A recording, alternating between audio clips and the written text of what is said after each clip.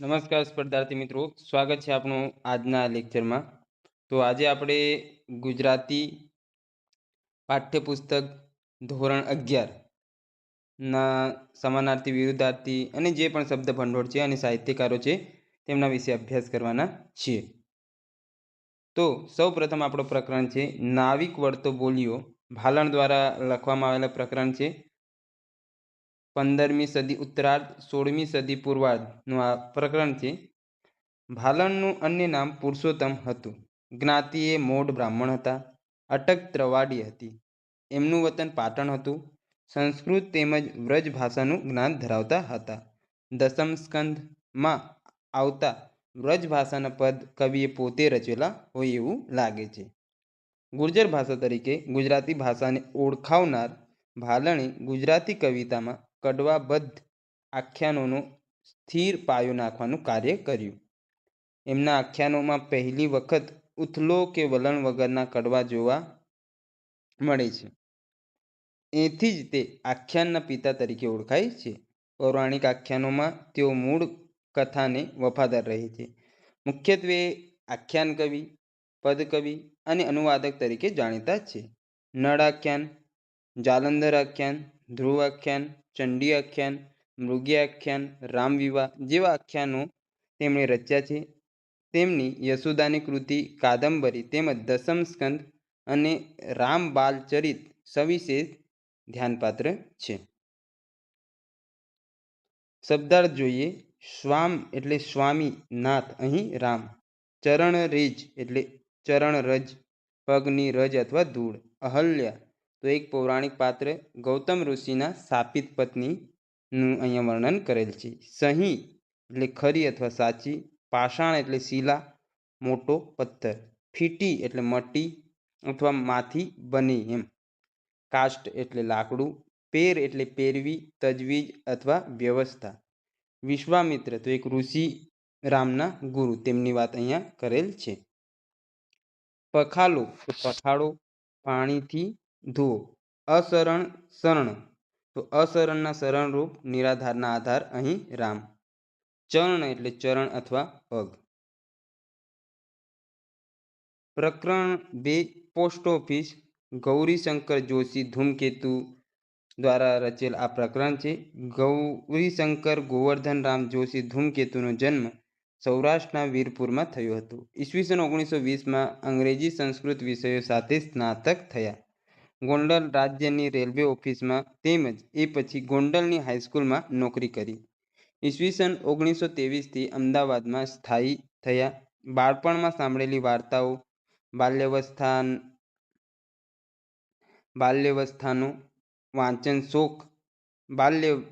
અવસ્થાનો વાંચન શોખ, શ્રીમાન નથુરામ શર્માના આશ્રમનું પુસ્તકાલય, આસપાસની પ્રકૃતિ આદિ ધૂમકેતુના સાહિત્ય સર્જનના પ્રેરક બળો રહ્યા છે. આગળ જોઈએ. નવલિકા, નવલકથા, નિબંધ, ચરિત્ર, નાટક એમ વિવિધ સાહિત્ય સ્વરૂપોમાં તેમણે કરેલા ખેડાણથી ગુજરાતી સાહિત્ય સમૃદ્ધ થયું છે. ટૂંકી વાર્તાના સ્વરૂપ ઘડતરમાં તેમનો મહત્વનો ફાળો રહ્યો છે. તેમની વાર્તા પોસ્ટ ઓફિસના ધ લેટર અનુવાદને વિશ્વ કક્ષાના ઉત્તમ વાર્તાઓના સંપાદનમાં સ્થાન મળ્યું છે.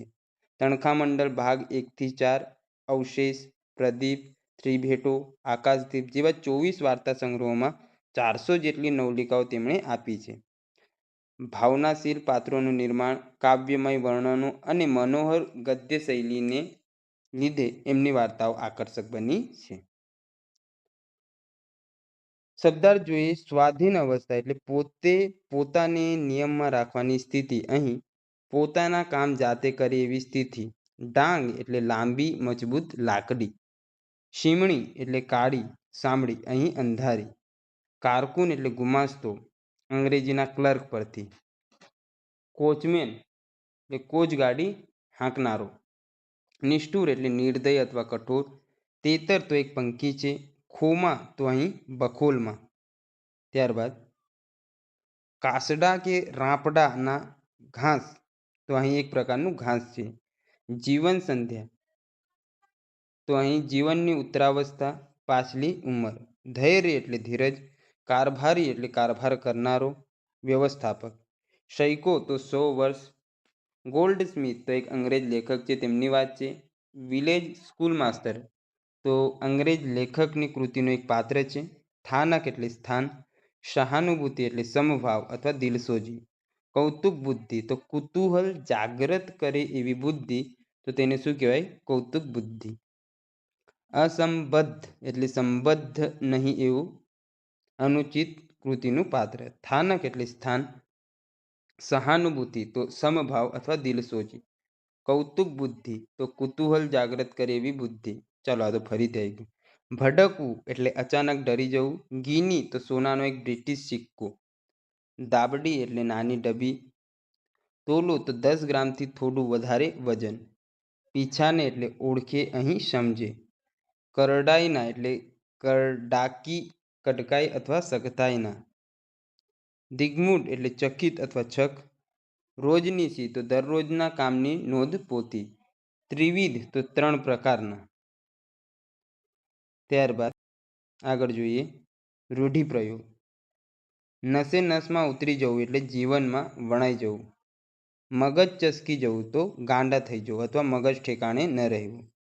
કર્યા ભોગવવા તો કરેલા કર્મોનું ફળ ભોગવવું. પુરાણ નીકળવું તો એક વાતના સંદર્ભમાં બીજી વાતો નીકળવી. તપી જવું એટલે ગુસ્સે થવું. આંખ ફાટી જવી તો અવાચક બની જોઈ રહેવું. આકુળ વ્યાકુળ થવું એટલે ખૂબ ગભરાઈ જવું. મન ભ્રમમાં પડવું એટલે વહેમ કે શંકા થવી. પ્રકરણ 3 એમ ઉગાર્યો ચંદ્રહાસ. પ્રેમાનંદ દ્વારા આ પ્રકરણ લખેલ છે. પ્રેમાનંદનો જન્મ વડોદરામાં થયો હતો. એમના પિતાનું નામ કૃષ્ણરામ ભટ્ટ હતું. કથાકાર તરીકેનો પોતાનો કૌટુંબિક વ્યવસાય કરીને તેઓ ગુજરાન ચલાવતા હતા. વ્યવસાય અર્થ તેઓ સુરત અને નંદરબાર પણ ગયા હતા. માણ ઉપર હાથથી તાલ આપીને કથા પ્રસંગોનું પઠન અને ગાયન કરવામાં કુશળ પ્રેમાનંદે સાભિનય રજૂઆત દ્વારા આખ્યાનોને લોકપ્રિય કર્યા હતા. નરસિંહ, સુદામા જેવા ભક્તોના જીવન પ્રસંગો તથા પુરાણોમાંથી કથાવસ્તુ લઈને પ્રેમાનંદે આનંદ સાથે જ્ઞાન આપતી અનેક આખ્યાન રચનાઓ ગુંજતી કરી હતી. આખ્યાનની કથન કળામાં પ્રવીણ હોવા સાથે પ્રેમાનંદ વર્ણનો, પાત્રાલેખન, રસ નિરૂપણ એ દ્વારા વાતાવરણ ચિત્રણમાં પણ કુશળ હતા. એમના આખ્યાનોને ઉત્તમ બનાવવામાં એમની રસ નિરૂપણ તેમજ ભાષા શક્તિનો મહત્વનો ફાળો છે. ત્યારબાદ ઓખાહરણ, અભિમન્યુ આખ્યાન, ચંદ્રહાસાખ્યાન, સુદામાચરિત, મામેરુ, નળાખ્યાન, રણયજ્ઞ, દશમસ્કંદ જેવી કૃતિઓ રચીને પ્રેમાનંદે ગુજરાતી આખ્યાન કવિતાને સમૃદ્ધ કરીને ગુજરાતી સંસ્કારોને પોષવાનું પ્રશસ્ય કાર્ય કર્યું છે. હવે સમાનાર્થી જોઈએ. વિમાસી તો વિચારી અથવા મૂંઝવણ અનુભવી. નરખું તો નિરખું અથવા જોવું. હ્યાં એટલે અહીંયા. સરસ્યું એટલે સરખું અથવા જેવું. રખે એટલે કદાચ. તુરી એટલે ઘોડો અથવા અશ્વ.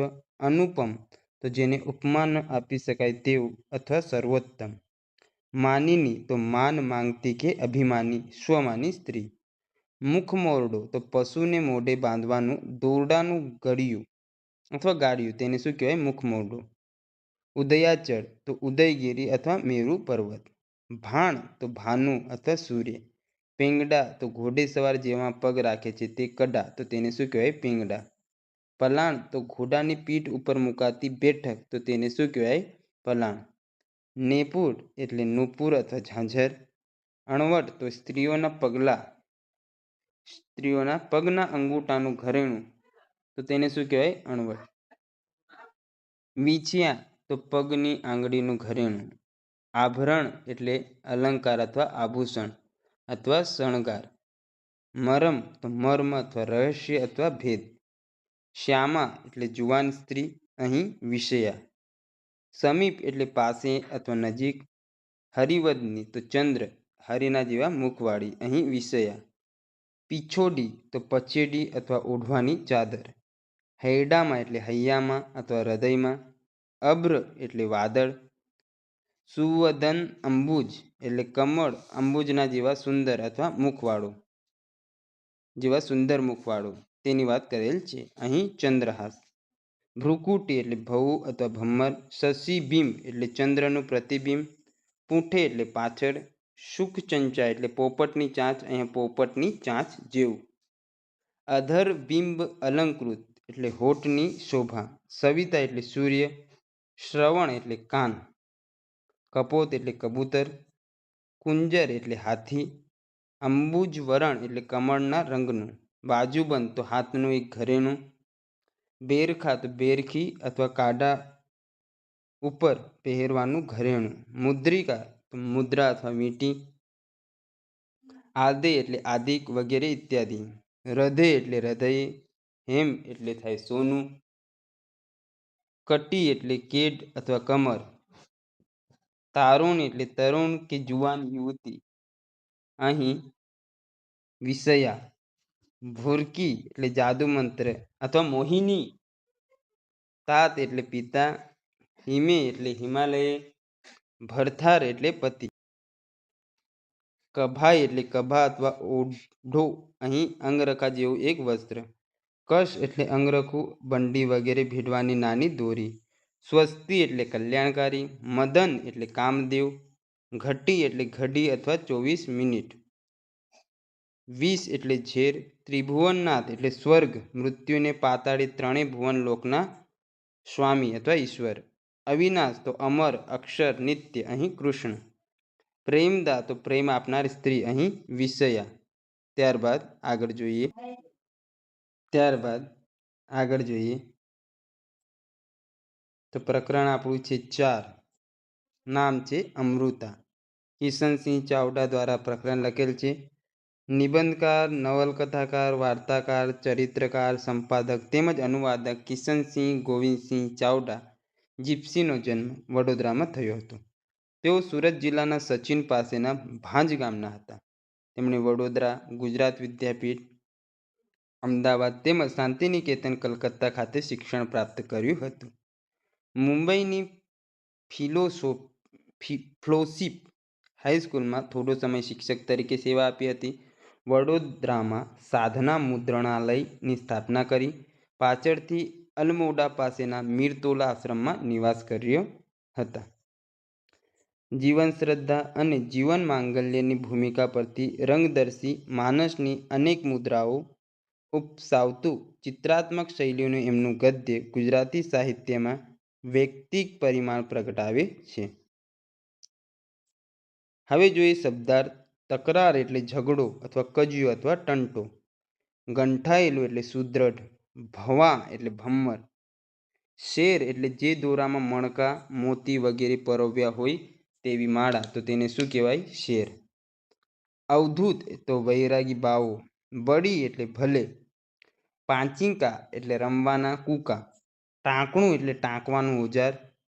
ત્યારબાદ ખલ એટલે ઔષધ વગેરે કચરવાનો કે ઘૂંટવાનો ખાડાવાળો ઘડેલો પતરો અથવા ખરલ. મસરું એટલે રેશમ તથા સૂતરનું ઘણા રંગના પટ્ટાવાળું કપડું.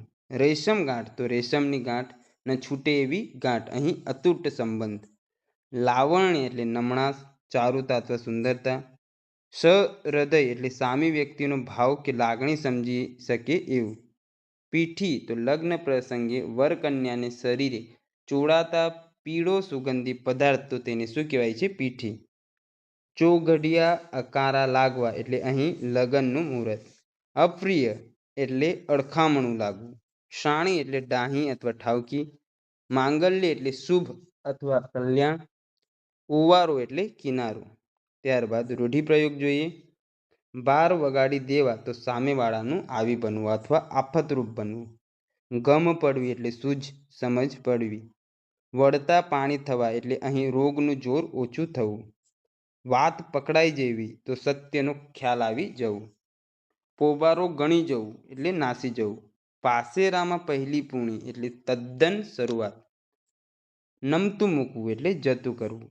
ચાર હાથવાળું થવું એટલે અહીં લગ્ન થવું. વાત ઉડાવી દેવી એટલે નિરાત કે શાંતિ થવી. ડઘાઈ જવું એટલે ગભરાટથી સ્તબ્ધ થઈ જવું. વગે કરવું એટલે વ્યવસ્થિત કરવું.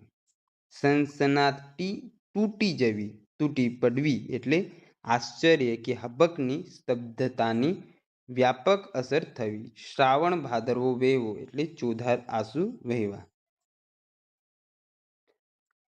હવે છે છપ્પા ઉખાણા અખો રચયિતા.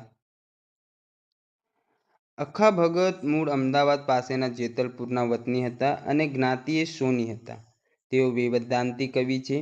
ગુજરાતના જ્ઞાની માર્ગ કવિઓમાં તેઓ શ્રેષ્ઠ છે. તત્વજ્ઞાન અને કવિતાનો સુભગ સમન્વય એમની કવિતામાં સુપેરે પ્રગટ થતો જોવા મળે છે.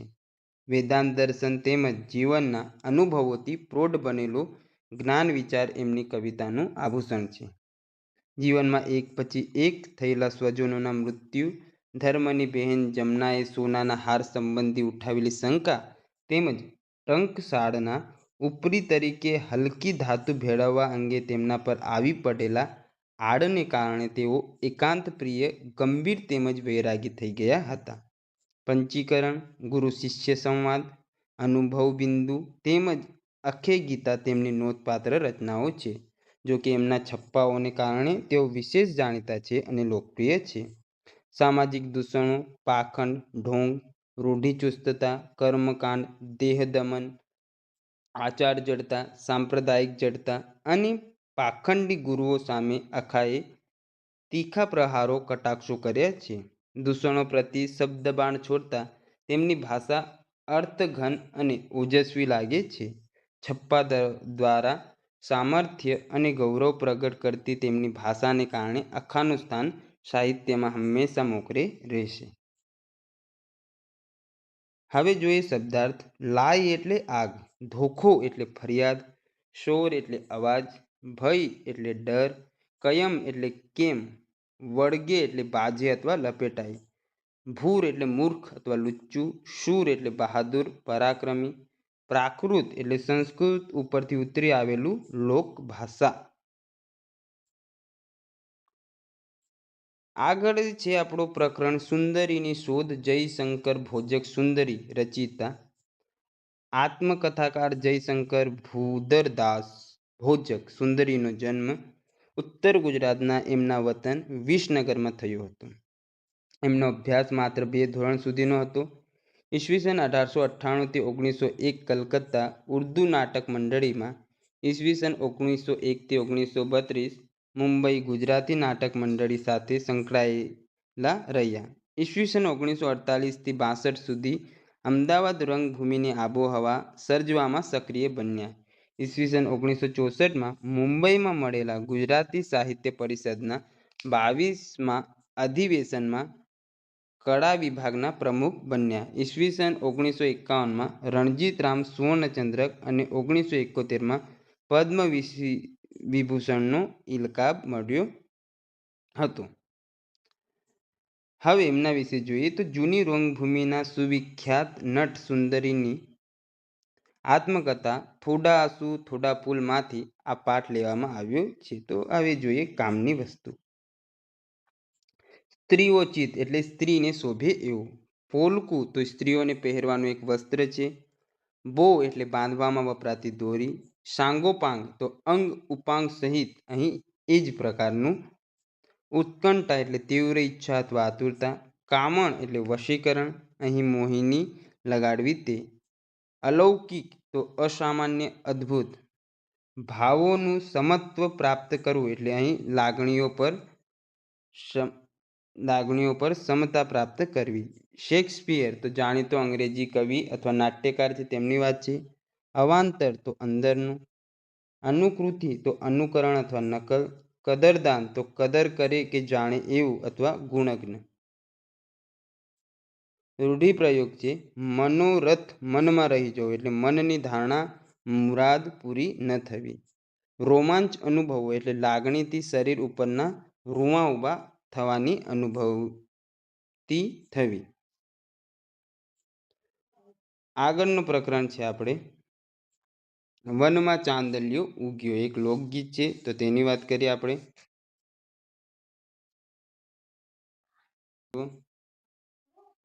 ચાંદલિયો એટલે ચાંદો, ઉતારો એટલે ઉતરવાનો મુકામ, ગોરી એટલે રૂવાળી સ્ત્રી, અહીં પ્રિયતમા. નાવણ તો સ્નાન, દૂધડા એટલે દૂધ ને પોઢણ એટલે શયન. આગળનું પ્રકરણ છે બુરાઈના દ્વાર પરથી. ઝવેરચંદ મેઘાણી તેના રચિતા. આગળ જોઈએ એમાં તો કવિ, નવલકથાકાર, વાર્તાકાર, લોક સાહિત્યના સંશોધક, સંપાદક, વિવેચક, અનુવાદક ઝવેરચંદ કાળીદાસ મેઘાણી સુરેન્દ્રનગર જિલ્લાના ચોટીલા ગામમાં જન્મ્યા હતા. બગસરા તેમનું વતન હતું. સૌરાષ્ટ્રમાં વિવિધ સ્થળે અભ્યાસ કર્યો. 1916માં અંગ્રેજી, સંસ્કૃત વિષયો સાથે જૂનાગઢની બહાઉદ્દીન કોલેજમાંથી સ્નાતક થયા. ભાવનગરની સનાતન ધર્મ હાઈસ્કૂલમાં ખંડ સમયના શિક્ષક તરીકે નોકરી કરી. કલકત્તામાં એલ્યુમિનિયમના કારખાનાઓમાં મેનેજર થયા. પોતાના બાળપણના અને સૌરાષ્ટ્રના અનુભવોને આધારે તેમણે ચોરોનો પોકાર લેખ લખ્યો. અમૃતકાલ શેઠના સૌરાષ્ટ્ર દૈનિકમાં પત્રકાર થયા અને રાણપુર વસ્યા. મેઘાણીને તેમનું પ્રિય કામ મળ્યું. અનેક વિસ્તારોમાં ફરી વળીને દુહાગીરો, કથાકારો, વૃદ્ધજનો, સ્ત્રી પુરુષો પાસેથી લોકગીતો અને લોકકથાઓ નોંધીને તેનું સંશોધન, સંપાદન, લેખન શરૂ કર્યું. સૌરાષ્ટ્રની રસધાર, સોરઠી બહારવટિયા, સોરઠી, દાદાજીની વાતો, એક લોકવાર્તાના સંપાદનો તથા કંકાવટી, રઢિયાળી રાત, ચુંદડી, હાલરડા, ઋતુગીતો એવા લોકગીતોના સંપાદનોમાં મેઘાણીની સૂઝ અને પરખ દેખાય છે. મેઘાણીના આ ભગીરથ કાર્યને કારણે સ્મૃતિને આધારે જળવાતો લોક સાહિત્યનો સમૃદ્ધ વારસો આપણને પ્રાપ્ત થયો છે. શબ્દાર્થ જોઈએ. મતીરા એટલે ચીભડા. કાચિયો તો શાકભાજી વેચવા વાળો, તેને શું કહેવાય? કાચિયો. ટાંપ એટલે નજર. વરા એટલે પ્રસંગો. મધરાસિયું એટલે મદ્રાસનું કાપડનું માથાબંધન, એની વાત અહીંયા કરેલ છે. રૂઢિપ્રયોગ જોઈએ. ગળો ગળ આવી જવું એટલે ધરાઈ જવું, અહીં કંટાળી જવું. પ્રાણ નીચોવા એટલે ખૂબ પરિશ્રમ કરવો. આગળનું પ્રકરણ ચક્રવાક મિથુન. મણિશંકર ભટ્ટ, જેમને કાંત કહેવામાં આવે છે, ઉપનામ એમનું કાંત છે, તેમના દ્વારા રચેલ અથવા તેમની આ રચના છે. કવિ, નાટ્યકાર શ્રી મણિશંકર રત્નજી ભટ્ટ કાંતનો જન્મ અમરેલી જિલ્લાના ચાવણ ગામમાં થયો હતો. વિદ્યા અને વ્યવસાયના કેટલાક વર્ષો તેઓ મુંબઈમાં રહેલા. તેમણે શિક્ષક, અધ્યાપક, આચાર્ય અને શિક્ષણાધિકારી તરીકે જુદા જુદા સ્થળોએ પોતાની સેવાઓ આપી હતી. પૂર્વાલાપ એમનો એકમાત્ર કાવ્ય સંગ્રહ છે. ગુજરાતી કાવ્ય સાહિત્યને એમના કાવ્ય સંગ્રહ તેમજ તેમાંના ખંડ કાવ્યોથી વિશેષ સમૃદ્ધિ પ્રાપ્ત થઈ છે. ઉપહાર, સાગર અને શશી જેવા ઉત્તમ સોનેટ તેમજ ઉર્મી કાવ્ય સાથે તેમણે ઉત્કૃષ્ટ ખંડ કાવ્યો, દેશભક્તિના કાવ્યો તેમજ સુંદર પ્રાર્થનાઓની ભેટ ધરી છે. એમની સર્જક પ્રતિભા ખંડ કાવ્યોમાં સોળે કળાએ ખીલેલી જોવા મળે છે. સંઘર્ષને અંતે પણ પ્રેમ પ્રાપ્તિ મુશ્કેલ છે.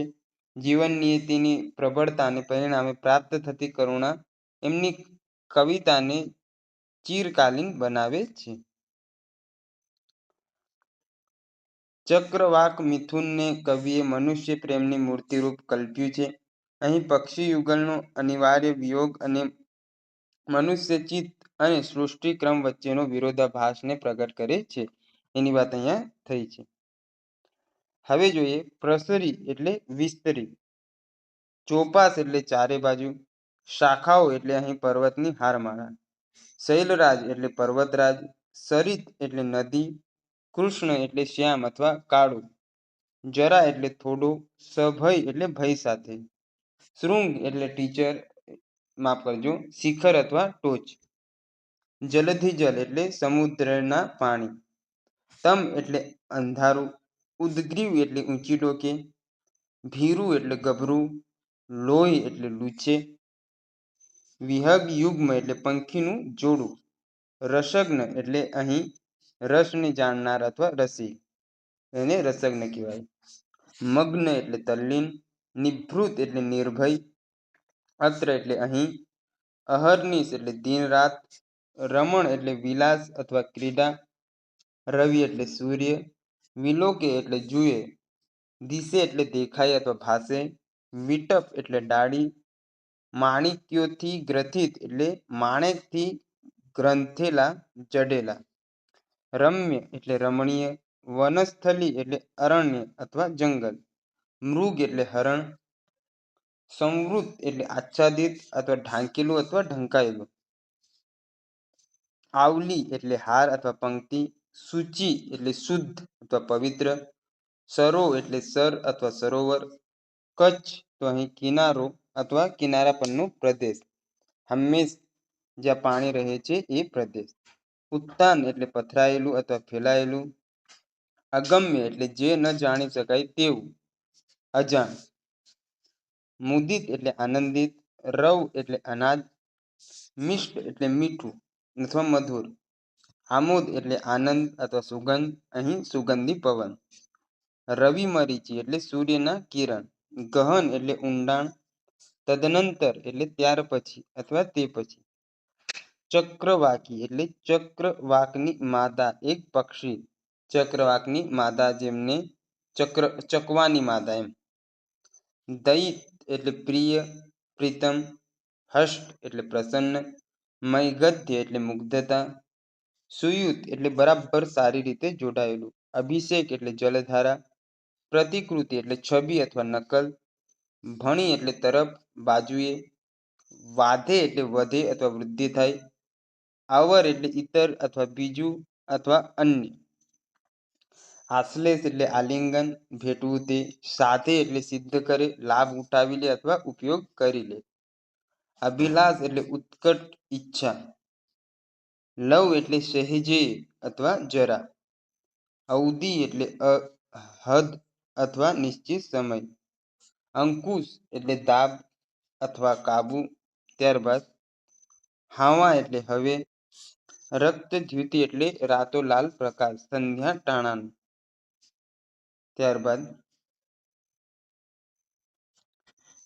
સરોસ એટલે રોજ સાથે અહીં ઝાંખા, પ્રદોષ એટલે સંધ્યાકાળ, જવનિકા એટલે પડતો, વિધિપાસ એટલે નસીબનું બંધન અથવા દુર્ભાગ્ય, વિવિશ એટલે વિવશ અથવા પરાધીન અથવા વ્યાકુળ, મૂઢ એટલે સ્તબ્ધ અથવા મોહવશ, યામિની એટલે રાત્રિ, ઘોર એટલે બિહામણું અથવા ગાઢ, વા એટલે અથવા કે, કુટિલ એટલે છળવાળું અથવા કપટી, ઉન્મત્ત એટલે ભાન ભૂલેલું, તથાપિ એટલે તો પણ, મિથુન એટલે જોડું અથવા જોડ, ચપલ એટલે ચંચલ, ઉભય એટલે બંને, વિતત એટલે વિસ્તરેલું અથવા વ્યાપેલું અથવા ફેલાયેલું, કાંતિ એટલે તેજ, નૂર અથવા દીપ્તિ, ઉદ્ધિ એટલે સમુદ્ર, સમુચ્છિત એટલે ઊંચે ચડેલું, પરિરંભ એટલે આલિંગન, વેળા એટલે સમય અથવા વખત,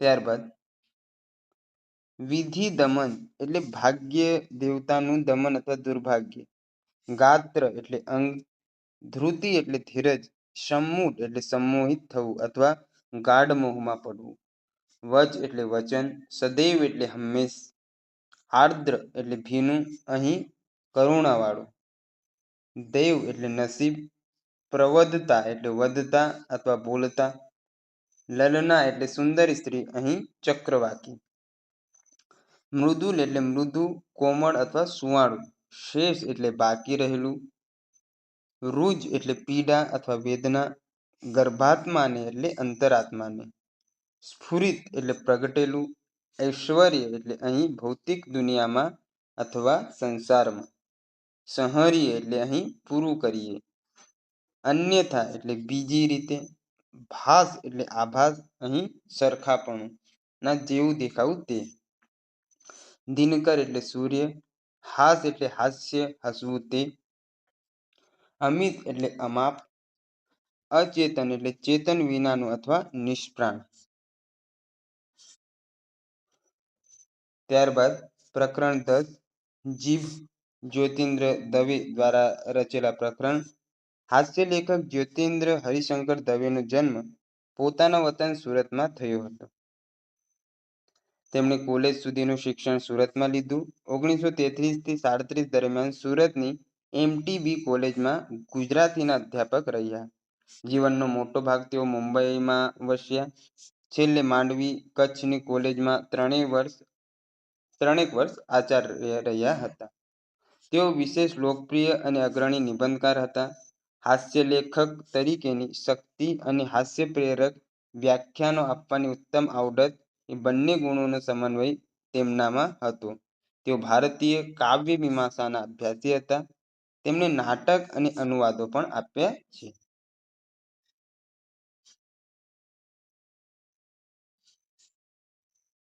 ત્યારબાદ જોઈએ શબ્દાર્થ. તો એમાં દુર્જેય એટલે જીતવું મુશ્કેલ એવું. રસાસ્વાદ એટલે અહીં રસનો સ્વાદ.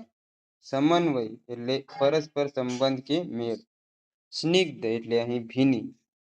ઓઝલ પડદામાં તો ઘૂમટામાં અથવા લાજમાં.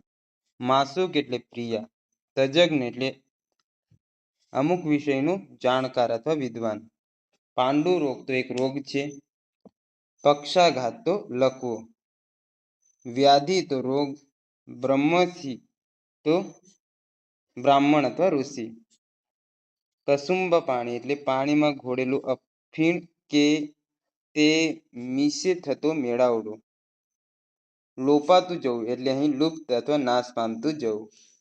કરગરવું એટલે અત્યંત દીનતાપૂર્વકની આજીજી કરવી અથવા કાલાવાલા કરવા. વાગ્યુદ્ધ એટલે માત્ર શાબ્દિક યુદ્ધ. ગરમા ગરમ ચર્ચા. બહિષ્કાર એટલે અસ્વીકાર અથવા ત્યાગ. છિદ્રાન્વેષી એટલે બીજાના દોષ શોધનારું, તેને શું કહેવાય? છિદ્રાન્વેષી. નવોઢા એટલે નવવધુ. ઝાટકણી કાઢવી એટલે સખત ઠપકો આપવો. સાનિધ્ય એટલે સમીપતા. મોહનાસ્ત્ર એટલે બેહોશ કરી નાખે એવું અસ્ત્ર, તો તેને શું કહેવામાં આવે છે? મોહનાસ્ત્ર.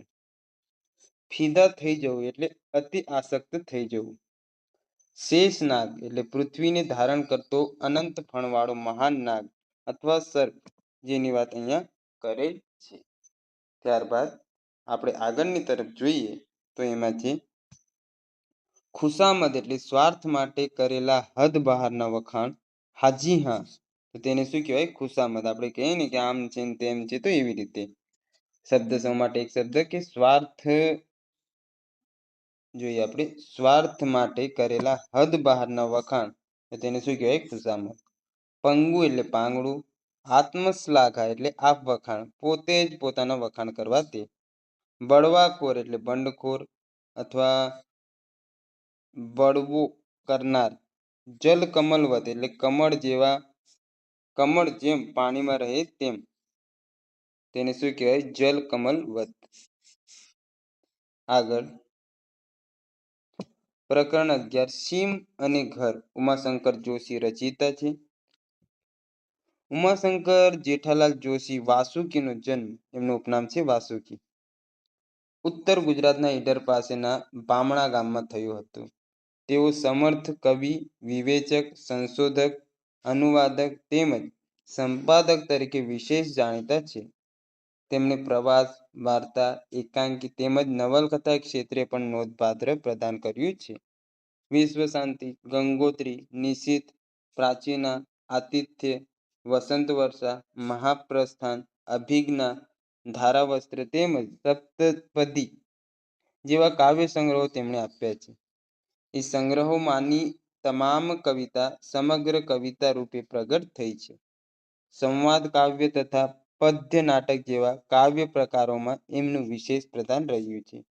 નિરૂપણ રીતિ તેમજ છંદો લઈને વિવિધ તરાહો એમના કાવ્યોમાં જોવા મળે છે. પ્રકૃતિનું રમ્ય રૌદ્ર સૌંદર્ય, માનવ પ્રેમ, વિશ્વ શાંતિ તેમજ ધર્મ સંસ્કૃતિ જેવા જીવનના ગહન ગંભીર વિષયોનું દર્શન એમના કાવ્યોમાં પ્રગટ થતું રહ્યું છે. સંસ્કૃતિ માસિકના તેઓ તંત્રી હતા. સંસ્કૃતિ દ્વારા તેમણે સાહિત્ય, શિક્ષણ તેમજ પ્રજાના સંસ્કાર જીવન સતત ચિંતા અને ચિંતન કર્યા છે.